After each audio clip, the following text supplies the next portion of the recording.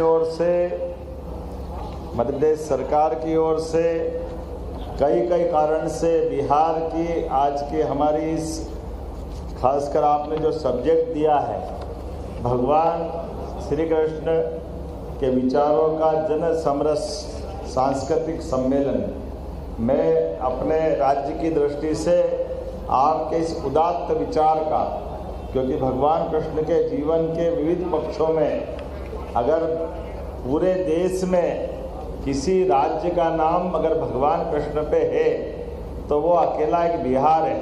बोला वृंदावन बिहारी लाल की। हमारे लिए अलग ही प्रकार का एहसास होता है बिहार की धरती पर जब बिहार में आते हैं और गोपाल कृष्ण की जय बोलते हैं तो उसका आनंद ही अलग होता है। और इसका आनंद तो तब और बढ़ जाता है जब भगवान कृष्ण के अलग अलग जीवन के पक्षों को देखें तो हर एक बार उनके जीवन से जीने की ललक अलग प्रकार से मिलती है। हमारी सरकार ने, मध्य प्रदेश सरकार ने हमारे राज्य के अंदर हर नगर पालिका, निगम, नगर पालिका और नगर परिषद तक गीता भवन बनाने का निर्णय किया है पूरे प्रदेश के अंदर। और इतना ही नहीं, भगवान कृष्ण की लीलाएं हम सब जानते, जो द्वारका का महत्व है, मथुरा का महत्व है, ऐसे में भगवान कृष्ण की शिक्षा उज्जैन में हुई है।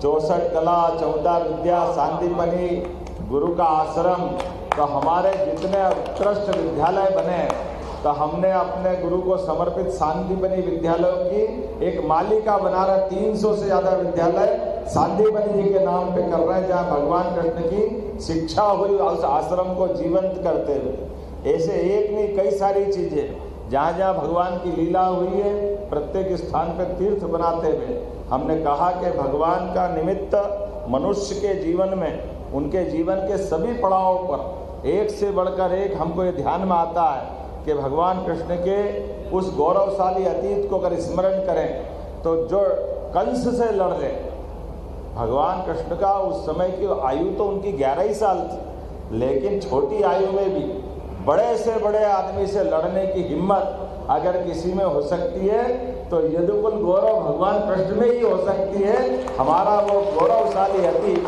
हमको याद दिलाता है, जिसके बलबूते पर दुनिया भगवान को एक अलग रूप में देखती और हमने उनका पूरा जीवन देखा।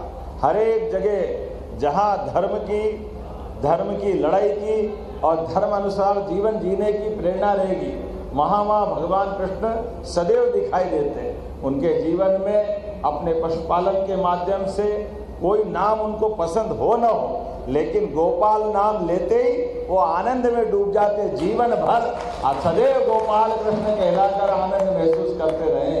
उनके जीवन में प्रकृति के साथ जीते हुए सभी प्रकार के संसाधन पर समाज का हक होना चाहिए। इसलिए जमुना जी के अंदर भी जल की शुद्धता के लिए कालिया नाग ने कब्जा कर लिया, तो कालिया मर्दन करके भगवान कृष्ण ने एक अलग रोल अदा किया, जिनके माध्यम से समाज के संसाधनों पर जिसका हक है वो उसको मिलना चाहिए। ऐसी एक नहीं, बहुत सारी बातें हैं, लेकिन आज थोड़ी समय की कमी है। लेकिन हमको लगा कि अपने इस बिहार के अंदर पटना में, जहाँ बिहार के अंदर भगवान कृष्ण के पुत्र सांब ने एक सूर्य मंदिर बनाया और सूर्य मंदिर बना करके उस काल के युग को जीवंत किया।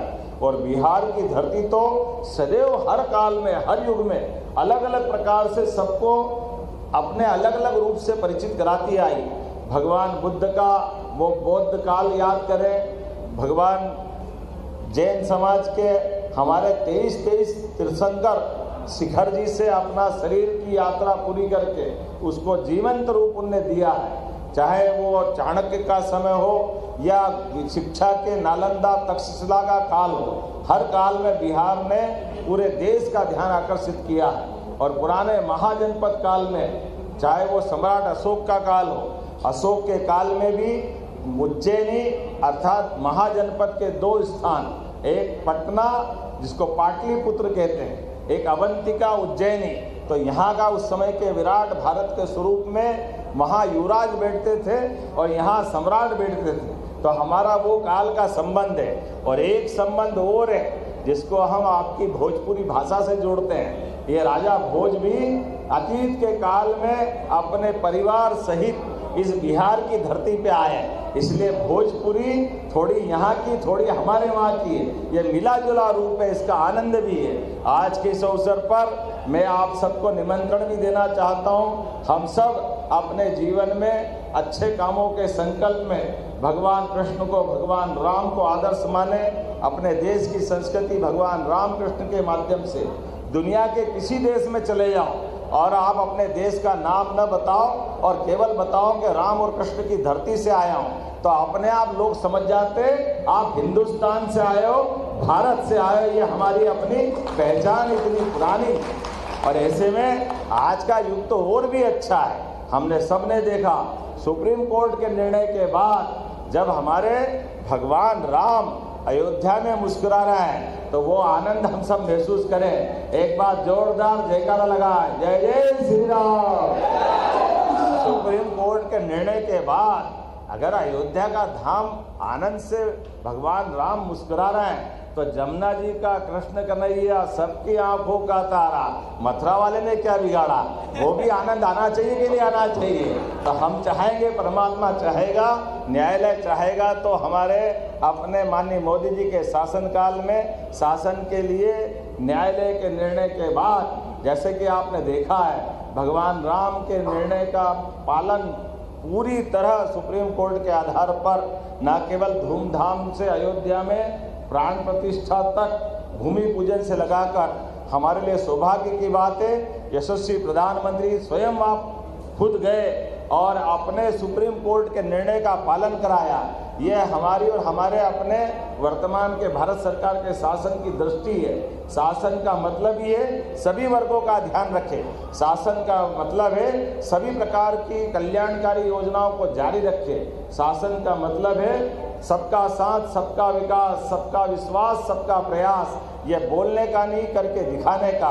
तो जोरदार अभिनंदन करें यशस्वी प्रधानमंत्री नरेंद्र मोदी जी का भी, जिसके कारण से हम और आप सब मिलकर के उनके कार्यकाल में ऐसे कई कारण से मैं उनको और धन्यवाद इस नाते से भी देता हूं कि हमारे जैसे लोग जिनके परिवार में कोई विधायक नहीं, कोई सांसद नहीं, मंत्री का तो सवाल ही नहीं और मुख्यमंत्री की तो सोच नहीं सकते थे, लेकिन अपने एक ऐसे सामान्य कार्यकर्ता को अपने इतने बड़े सूबे के मुख्यमंत्री की जवाबदारी अगर दी है तो केवल वो हमारी अपने यशस्वी प्रधानमंत्री का आशीर्वाद हो सकता है और उनके माध्यम से हम और आप सारी बात कर सकते हैं। आइए हम सब इस भाव को समझते हुए आज के भगवान कृष्ण के इस गणतांत्रिक समय में, लोकतांत्रिक समय में इस भावना को भी समझे और ऐसी सारी व्यवस्थाओं में सुव्यवस्था कैसे स्थापित कर सकते हैं, अच्छे कामों को कैसे बढ़ा सकते हैं। एक तरफ लोकतंत्र के अंदर ऐसे गरीब से गरीब आदमी, सामान्य से सामान्य आदमी भी बड़े से बड़े पद पे पहुंच सकते हैं। यही तो प्रजातंत्र का सबसे बड़ा अधिकार है। मुझे इस बात की प्रसन्नता है, हम में से कई सारे लोग इसी धारा से निकल कर आए और इसी कारण से भारत दुनिया का सबसे बड़ा लोकतांत्रिक देश बना है। आइए हम सब मिलकर के आज के इस भावना में, खास करके भगवान के माध्यम से भी हम प्रजातंत्र के उन सूत्रों को पकड़ें, उन सूत्रों के माध्यम से हमारे लोकतंत्र को गौरवान्वित करने वाले अवसरों को ढूंढें। हम सब मिलकर के एक बार जयकारा लगाएंगे, बोले गोपाल कृष्ण भगवान की। और मैं आपसे इसी के साथ विदाई लेना चाहूँगा, समय की थोड़ी कमी है। मेरे साथ माननीय हंसराज जी भाई साहब भी है, राम कृपाल जी है, माननीय नंदकिशोर जी है, हमारे मंत्री छत्तीसगढ़ माननीय हरिनारायण यादव जी, हमारे वरिष्ठ नेता चौरसिया जी। मैं अगला कोई मौका आएगा तो और विस्तार से बात करूंगा। अपनी बात को यहीं विराम करता हूं। बोलिए भारत माता की, भारत माता की। बहुत बहुत धन्यवाद।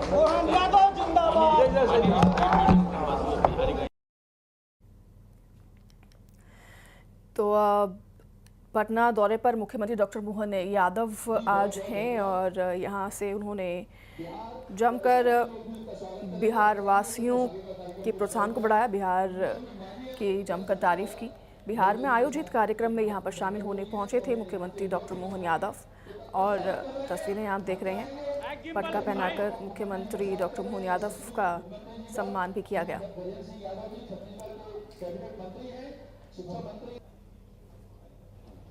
जी बहुत बहुत धन्यवाद। बिहार और इकाई के लोग भी उनका स्वागत करेंगे। हम चाहेंगे कि उनका स्वागत का कार्यक्रम भी लगा हुआ है। बिहार में कार्यक्रम का आयोजन किया गया जिसमें शामिल होने के लिए मुख्यमंत्री डॉक्टर मोहन यादव आज पहुंचे, पटना के दौरे पर हैं। दीप प्रज्वलित करके उन्होंने शुभारंभ किया है कार्यक्रम का। उनका स्वागत भी किया गया है काफ़ी गर्मजोशी के साथ और मुख्यमंत्री ने अपने संबोधन में बिहार वासियों की बात की है, बिहार की तारीफ की है और साथ ही बिहार के साथ संबंध मध्य प्रदेश पर भी उन्होंने